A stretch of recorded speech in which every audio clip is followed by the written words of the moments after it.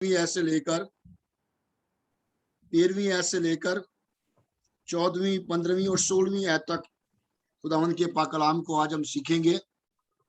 यहाँ पर लिखा है, तुम जमीन नमक हो, लेकिन अगर नमक का मजा जाता रहे तो उसको किस चीज से नमकीन किया जाएगा? फिर वो किसी काम का नहीं, इसके सवाए इसके कि बाहर फेंका जाए और आदमियों के पांव के नीचे रौंदा जाए। तुम दुनिया के नूर हो, जो शहर पहाड़ पर बसा है। वो छिप नहीं सकता और चिराग जलाकर पैमाने के नीचे नहीं बल्कि चिरागदान पर रखते हैं, तो उससे घर के सब लोगों को रोशनी पहुंचती है। इसी तरह तुम्हारी रोशनी आदमियों के सामने चमके, ताकि वो तुम्हारे नेक कामों को देखकर तुम्हारे बाप की जो आसमान पर है तमजीद करें। खुदावंद के पाक कलाम का पढ़ा, सुना और कबूल किया जाना हम सब के लिए बायसे बरकत हो। खुदावंद के पाक कलाम में से आज दो बातों पर, यानी खुदावंद यीशु मसीह ने पहले शागिर्दों को बुलाया, और जब बुलाया तो यीशु मसीह ने उनको कहा कि मैं तुम्हें आदमगीर बनाऊंगा। मैं तुम्हें क्या बनाऊंगा? आदमगीर बनाऊंगा। अब यीशु मसीह अपने शागिर्दों को दो और चीजों से इंट्रोड्यूस करवा रहे हैं। यीशु मसीह ने अपने शागिर्दों को बुलाया और यहां पर उनको कह रहे हैं कि तुम जमीन के नमक हो। तुम जमीन के क्या हो? नमक हो। अब इस बात को बड़े गौर से सुनिए। तुम जमीन के नमक हो। जो नबी इससे पहले हुए हैं, यानी पुराने अहदनामे के नबी, जरा बात मेरी गौर से सुन ले। पुराने अहद के जितने नबी हुए हैं वो कनान का, वो मुल्के कनान का नमक थे। वो किसका नमक थे? मुल्के कनान का नमक थे। लेकिन शागिर्दों को, मसीह के शागिर्दों को ये फख्र हासिल है कि वो कनान का नमक नहीं, बल्कि यीशु मसीह कह रहा है। लेकिन यहाँ पर जो ये रसूल है, यहाँ पर जो यीशु मसीह के शागिर्द हैं, उनको वो कह रहा है कि तुम सारी जमीन का नमक हो। आमीन। तुम सारी जमीन का क्या हो? नमक हो। यानी जो पुराने अहदनामे के नबी हैं वो कनान का नमक थे, लेकिन जो नए अहदनामे के रसूल हैं, जो यीशु मसीह के शागिर्द हैं, वो सारी जमीन का क्या है? नमक हैं। अब क्योंकि इन्होंने सारी दुनिया में जाना है, सारी दुनिया में जाना है और अंजील की मुनादी करनी थी। यानी शागिर्दों ने सारी दुनिया के अंदर जाना है और अंजील की क्या करनी है? मुनादी करनी है।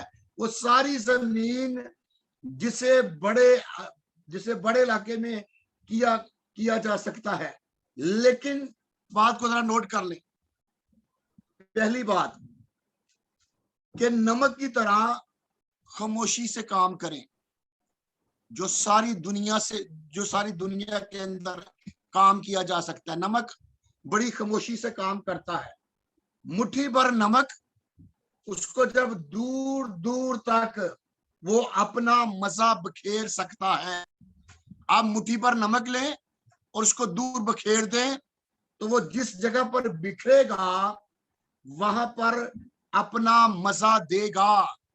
आप भी जो यीशु के शागिर्द हैं, आपने पूरी दुनिया के अंदर, पूरी जमीन पर, उसने कहा तुम जमीन के नमक हो, कनान के नमक नहीं, जमीन के नमक हो। और जमीन के नमक होने के नाते हमने इस दुनिया के अंदर ये सारी जमीन है, ये जो सारी जमीन है, ये गुनाह ने इसको बेज़ायका कर दिया है। गुनाह ने इसको क्या कर दिया है? बेज़ायका कर दिया है। और आप जो मुट्ठी भर हैं, उस जमाने में शागिर्द मुट्ठी भर थे, लेकिन जैसे ही अपना मजा लेकर, नमक का मजा लेकर बिखरे, उन्होंने सारी जमीन को क्या कर दिया? मजेदार कर दिया, ज़ायकेदार कर दिया। हालेलुया।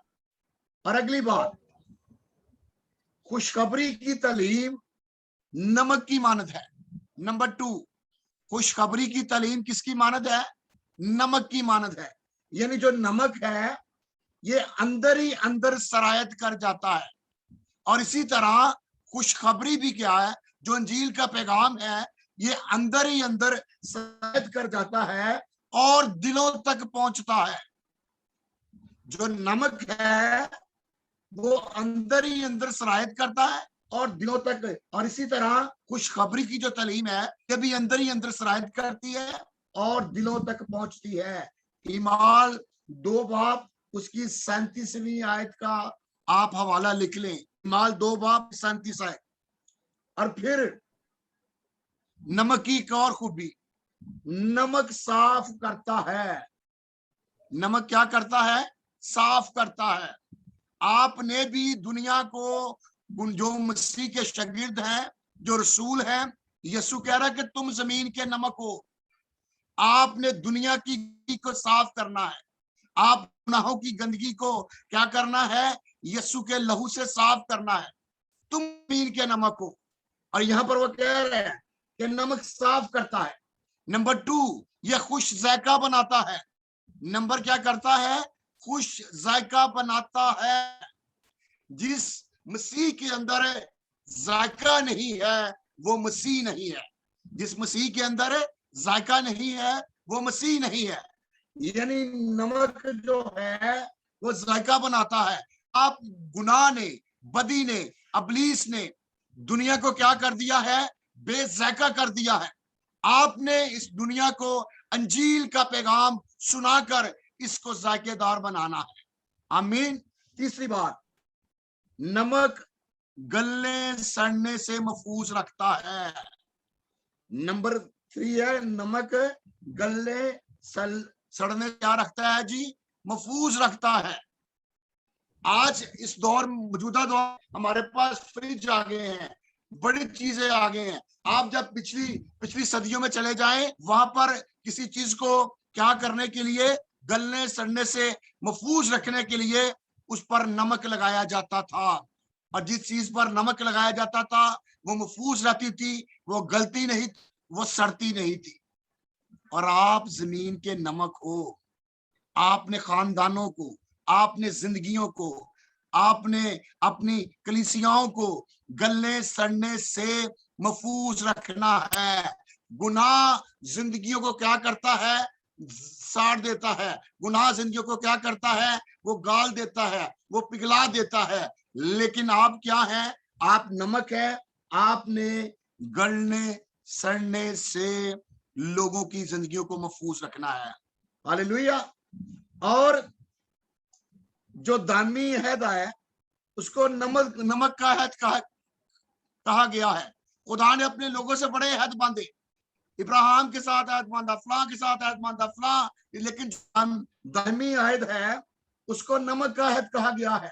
आप गिनती 18 बाब उसकी 19वीं आयत का वाला नोट कर ले। गिनती 18 बाब उसकी 19वीं आयत को नोट कर ले।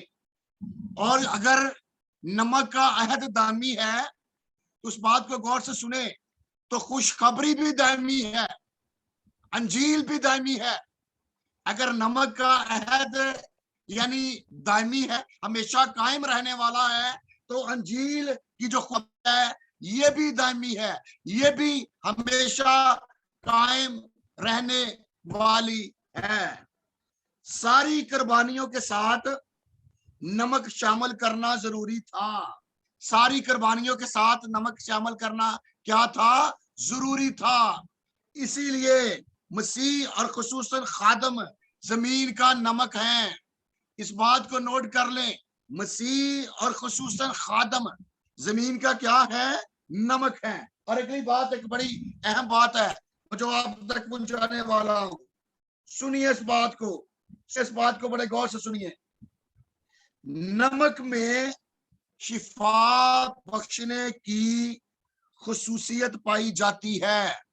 नमक में शिफा बख्शने की क्या पाई जाती है? खुसूसियत पाई जाती है।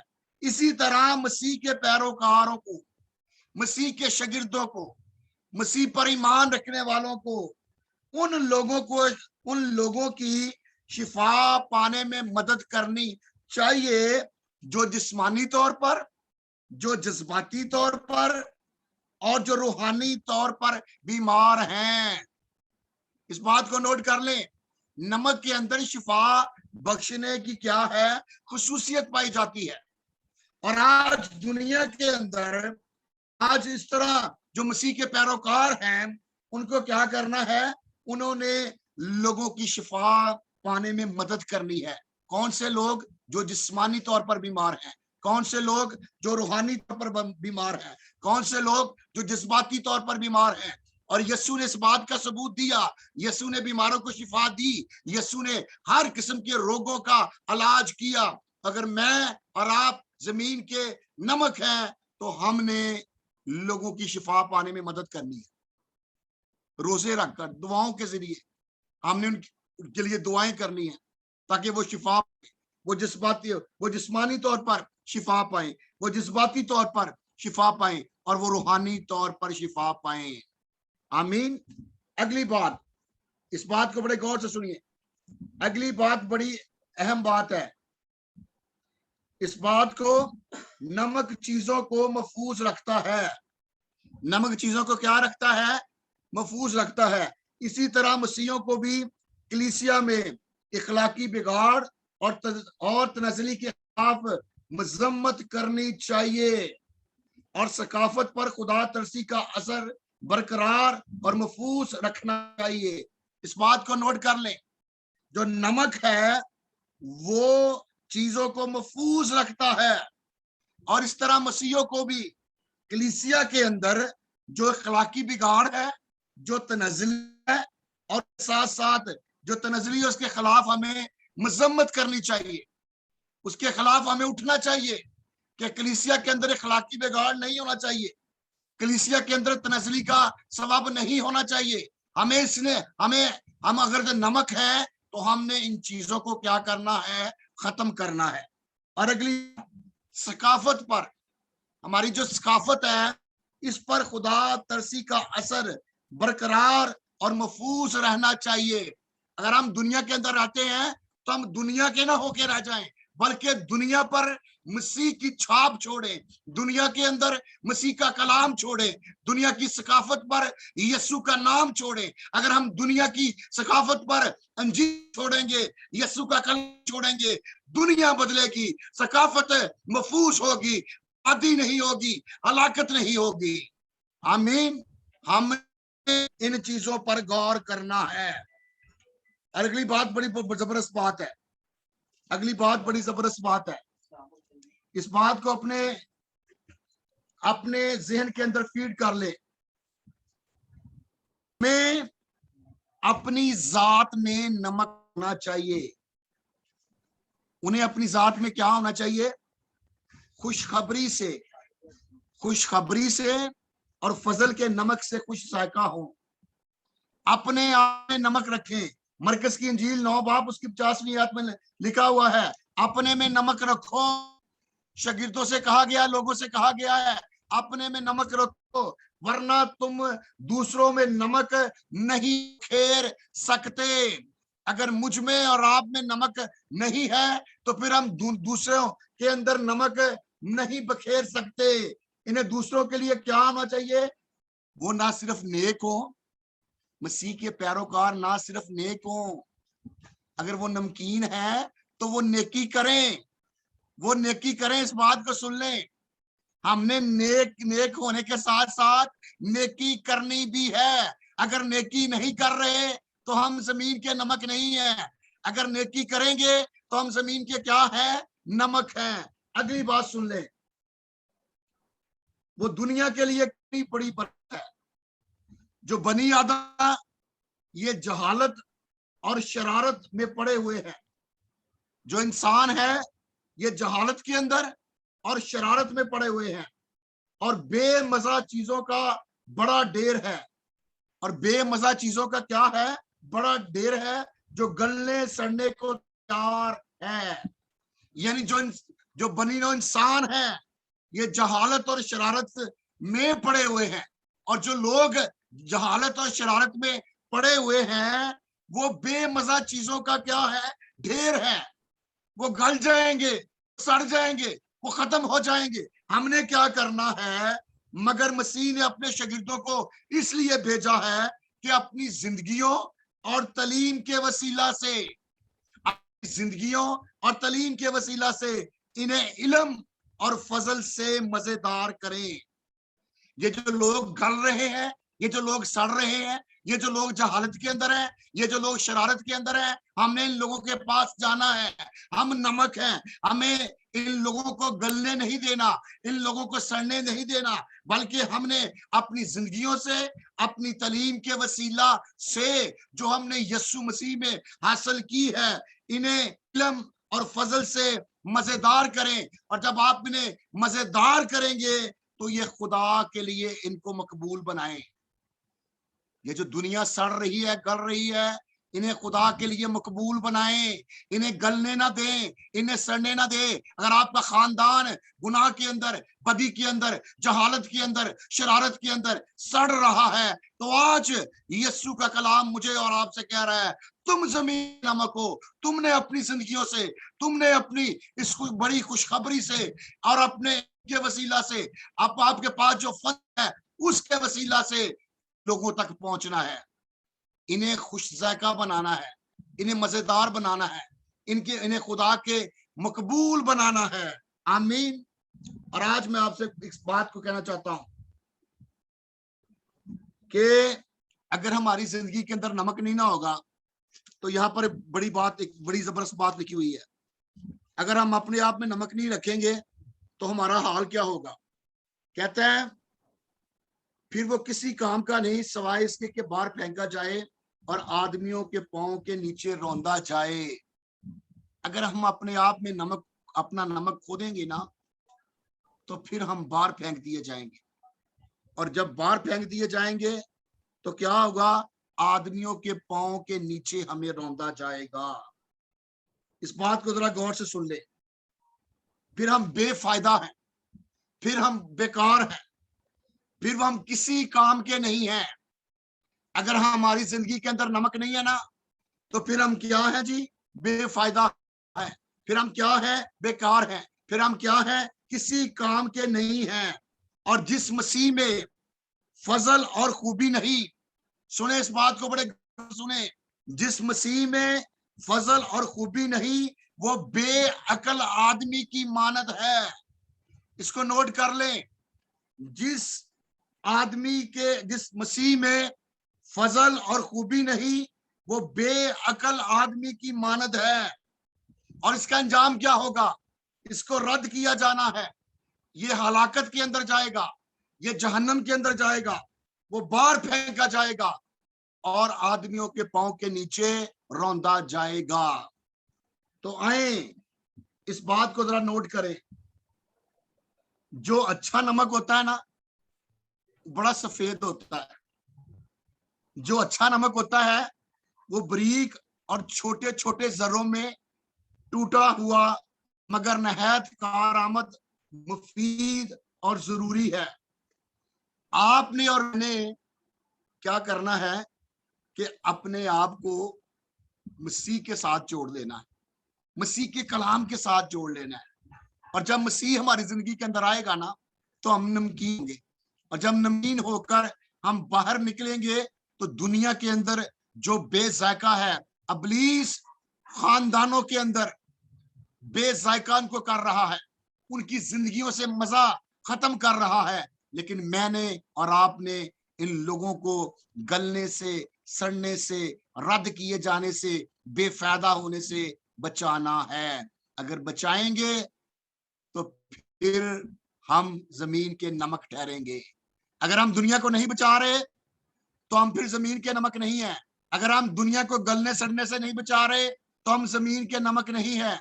अगर हम दुनिया को शिफा पाने के उनको शिफा बख्शने में मदद नहीं कर रहे तो हम जमीन के नमक नहीं है। सुन ले इस बात को, बड़े गौर से सुन ले।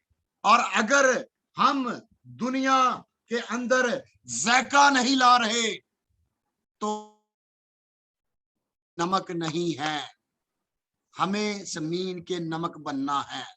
अगली बात है, पहली बात उसने कही, तुम जमीन के क्या हो, नमक हो। अब 14वीं आयत के अंदर कहता है, दुनिया के नूर हो। Hallelujah, hallelujah. यीशु मसीह क्या कह रहा है? नूर कह रहा है। यहां भी नमक की मानद कारामद और मुफीद होने की बात है। यहां पर भी नूर, जिस तरह नमक कारामद है उसी तरह नूर भी कारामद है। जिस तरह नमक मुफीद है उसी तरह नूर भी मुफीद है। यीशु ने कहा तुम दुनिया के नूर हो। और अगली बात सुन लें, कोई चीज सूरज और नमक से ज्यादा मुफीद है। इस बात को कर ले। वाइस की किताब उसके 11वें बाब की 8वीं आयत के अंदर लिखा है कि नूर शीरी है। इस बात को नोट कर ले। वाइस की किताब उसके 11वें बाब की 8वीं आयत के अंदर लिखा है कि नूर शीरी है, इसका खैर मकदम किया जाता है। नूर का, रोशनी का खैर मकदम किया जाता है। तरीकी का कभी खैर मकदम नहीं किया जाता। नूर यस्सु को प्रेजेंट करता है, रोशनी जिंदगी को प्रेजेंट करती है। और यहां पर लिखा है कि पहले दिन का नूर ऐसा ही था, हर सुबह का नूर ऐसा ही होता है, और खुशखबरी को फैलाने वाले ऐसे ही हैं। सुन ले, अगर आप खुशखबरी को फैला रहे हैं, अगर खुशखबरी पर ईमान रख रहे हैं, तो आप नूर हैं। आप नूर हैं। आपने दुनिया की तरीकी को खत्म करना है। अबलीस तरीकी का मंबा है, लेकिन यीशु रोशनी का, नूर का मंबा है। हालेलुया। अब सुनिए, दुनिया का नूर होने के बायस हमारे अंदर क्या क्या खूबी होनी चाहिए? दुनिया का नूर होने के बायस हमें रोशन और नुमाया होना है। हमें क्या होना है जी? रोशन होना है। हमें क्या होना है? नुमाया होना है। अगर आज तक हम रोशन नहीं हुए हैं, आज तक हम नुमाया नहीं हुए हैं, सूरज या चांद की रोशनी वो नुमाया होती है। अगर आप और मैं नुमाया नहीं हुए तो इसका मतलब है हम नूर नहीं है। अगर हमारी जिंदगी के अंदर रोशनी नहीं है तो हम नूर नहीं है। और यहां पर लिखा है, सुनिए इस बात को बड़े गौर से सुनिए, कि दुनिया का नूर होने के बायस हमें रोशन और नुमाया होना है। और आगे बहुत सी आंखें इन पर लगी होती हैं। सुन ले इस बात पर, जो रोशनी है, जो नूर है, जो चांद है, जो चांद की रोशनी है, जो सूरज की रोशनी है, इन पर बहुत सी आंखें लगी हुई हैं। और आज जो आप बैठे हुए हो, आप जो तमाम बेटे और बेटियां और बुजुर्ग और जो खुदा के खादमीन और जो खुदा के लोग मुझे देख रहे हैं इस ऑनलाइन सेशन के अंदर, आप सब क्या हैं? दुनिया की आंखें आप पर लगी हुई हैं। दुनिया की आंखें आपकी तरफ गौर से देख रही हैं कि ये नूर के फर्जंद हैं, ये हमें तरीकी से निकालेंगे। आज दुनिया नूर का इंतजार कर रही है, वेट कर रही है कि कब कोई रोशनी का मंबा आए, कब कोई नूर का मंबा आए और हमारी तरीकी को दूर कर दे। दुनिया की नजरें आप पर लगी हुई हैं।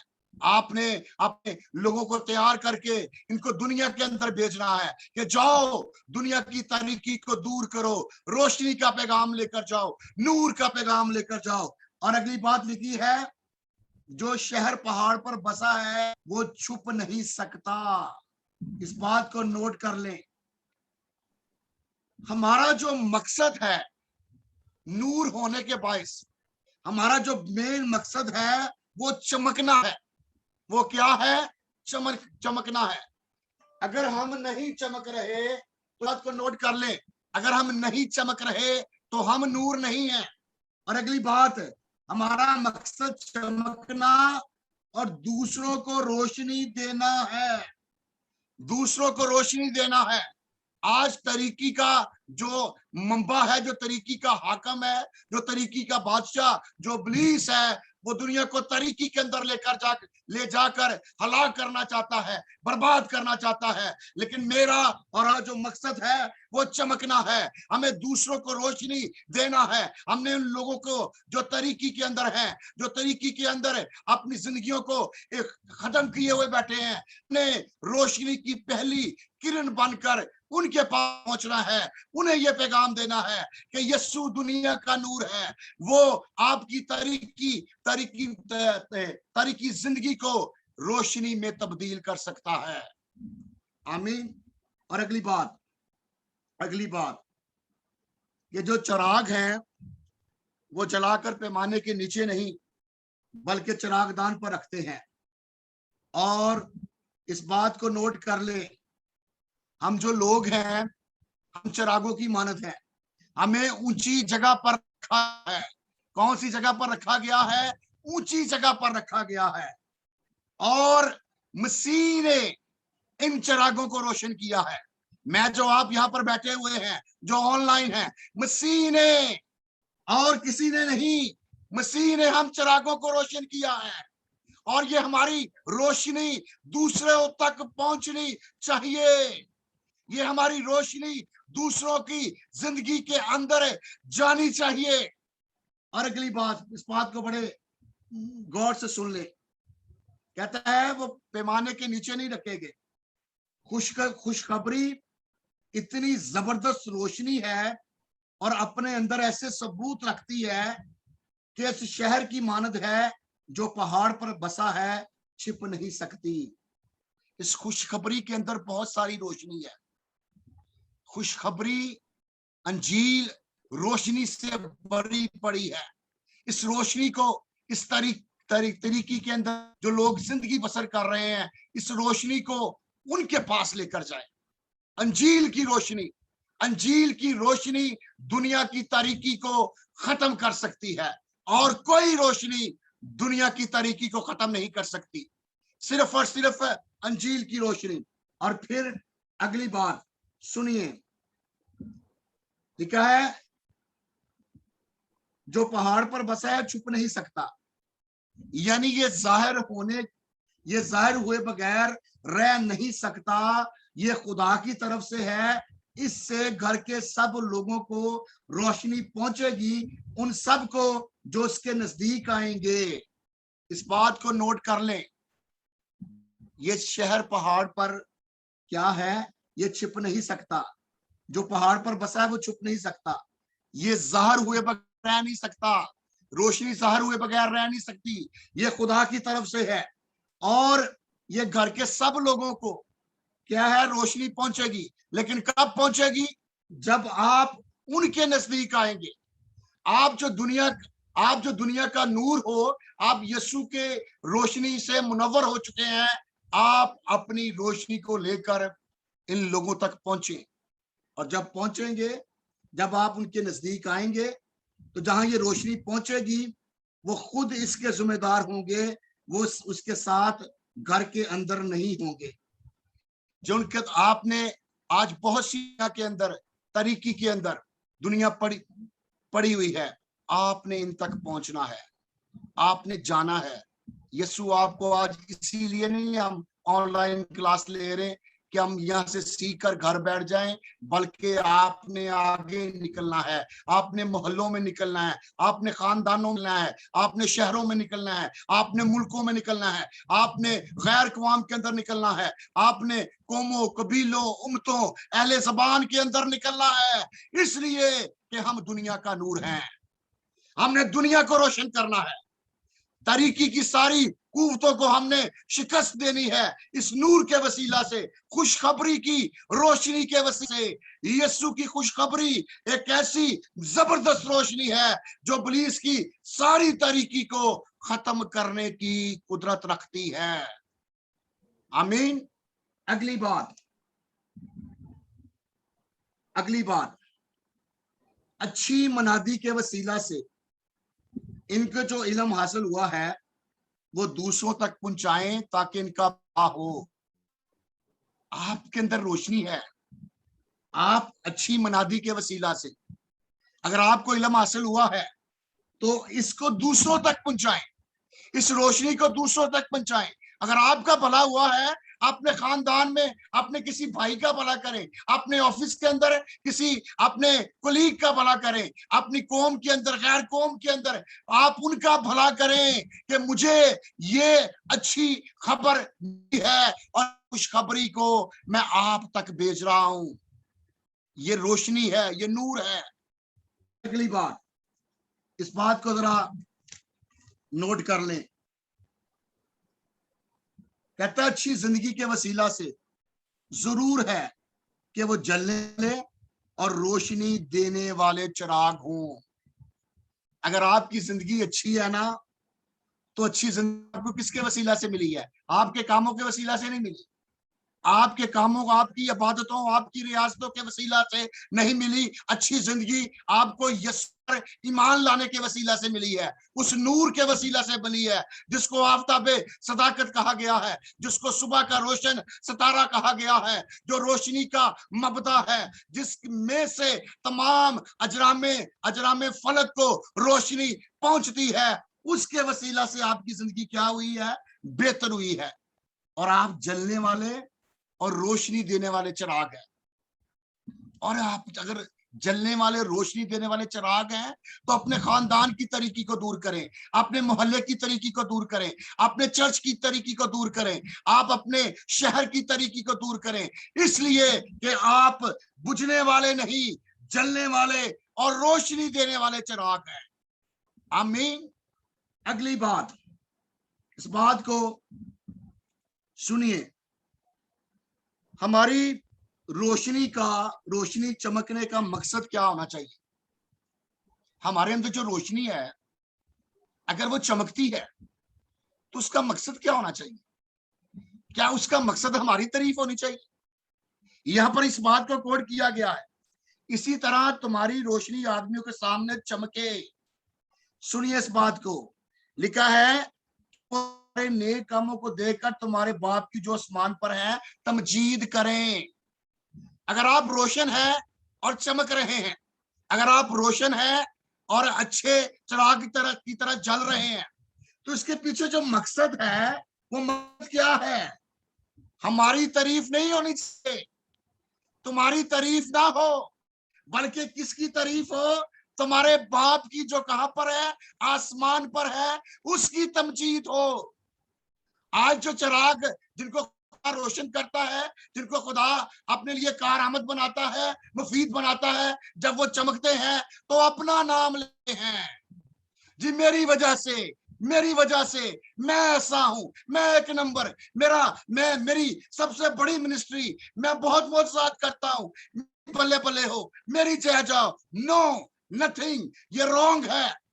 हमारे नेक कामों को देखकर खुदा बाप की तमजीद होनी चाहिए, हमारे नेक कामों को देखकर यीशु की तारीफ होनी चाहिए।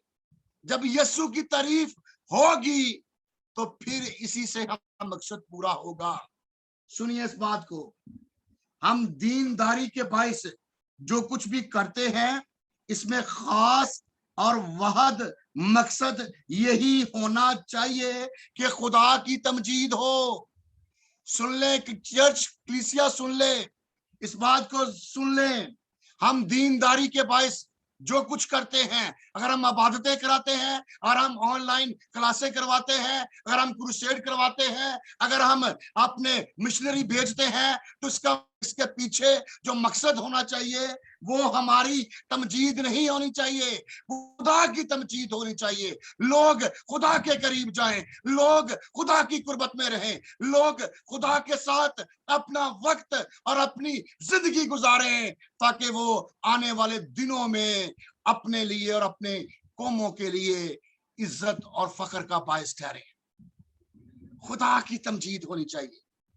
मत अपनी प्रेस को ले जी मेरी तारीफ हो, जी मैं ये कर रहा हूं, मैं ये नहीं, हमारे नेक काम के वसीला से, कि हमारी दीनदारी कामों के बायस खुदा की तमजीद हो। और आखिरी बात सुन ले, हमारी जो कोशिश होनी चाहिए जब हम खुदा के लिए काम करते हैं, तो हमारी जो कोशिश होनी चाहिए कि दूसरों को खुदा तमजीद करने पर रागब करें। मेरी और आपकी ये कोशिश होनी चाहिए।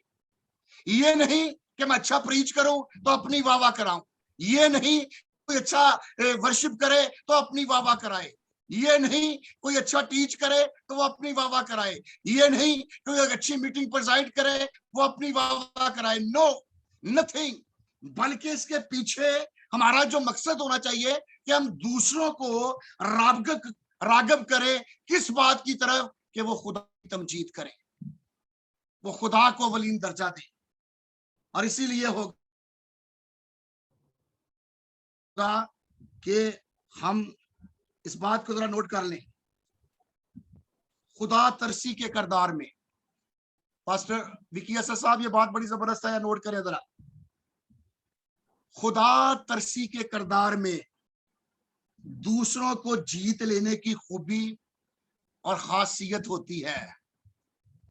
खुदा तरसी के किरदार में मेरा और आपका जो किरदार है वो खुदा तरसी वाला किरदार होना चाहिए, अपनी वाह वाह कराने वाला किरदार नहीं होना चाहिए। अगर हमारे अंदर खुदा तरसी का किरदार में हम दूसरों को जीत लेंगे, ये जीत लेने की खूबी और खासियत होती है। खुदा, अगर आप खुदा तरस नहीं है ना, अगर आप खुदा तरस, हमें बनना पड़ेगा। हमें इस बात के लिए खुदा के इस बात के लिए हमने इंजील की मुनादी नहीं करनी हमारी वाह वाह हो, कि इस बात के लिए कि लोग खुदा की तरफ रागो हों, खुदा की तमजीद करें, यस्सु के साथ वक्त गुजारें, और सबसे बढ़कर हमारे नेक कामों को देखकर तुम्हारे बाप की जो आसमान पर है उसकी तमजीद करें। हालेलुया। आए आज मैं और मैं आप जमीन का नमक और नूर बन जाए। ये दुनिया जो गल रही है, सड़ रही है, तबाह हो रही है, बर्बाद हो रही है, जहन्नम के अंदर फेंके जाने वाली है, आए इन्हें बचा लें, आए नमक बन जाएं, आए इस फसल के पैगाम को लोगों तक लेकर जाएं, इस रोशनी की खुशखबरी को लोगों तक लेकर जाएं और उन्हें महफूज कर लें और उन्हें खुदा के बेटे और बेटियां बनाकर खुदा के खानदान में शामिल करते हैं। Don't waste your time. अपना टाइम जाया ना करें अपनी वाह वाह कराने के लिए, अपना टाइम खर्च करें लोगों को खुदा की तमजीद और खुदा की तारीफ करवाने के लिए। लोगों को खुदा की तमजीद की तरफ रागब करें, तो फिर खुदा न सिर्फ आपको बल्कि आपके खानदान को, आपकी नस्लों को बरकतों से ममूर कर देगा। आए चर्च, इस बात को बड़े गौर से सुन ले। जितने स्टूडेंट्स यहाँ पर बैठे हुए हैं, आपने और मैंने जमीन के नमक और दुनिया का नूर बनना है। पहले उसने कहा नंबर 1, मैं तुमको आदमगीर बनाऊंगा, उसने हमें आदमगीर बनाया है। फिर उसने कहा कि तुम जमीन के नमक को, फिर उसने हमें नमक बनाया है। नंबर 3, फिर उसने हमें दुनिया के नूर बनाया है। और जो नूर है वो शहर पहाड़ पर, यानी चिराग को चिरागदान पर रखा जाता है और उसकी रोशनी सब तक पहुंचती है। आए अपनी जिंदगियों में से आपके अंदर जो यस्सु के कलाम की रोशनी है उसको लोगों तक पहुंचाएं, खैर कौमों तक पहुंचाएं और इस रोशनी से उन्हें मुनव्वर कर दें और वो कह उठे यस्सु ही हमारा मुनज्जी है। खुदावंद आप सबको बड़ी बरकत दे।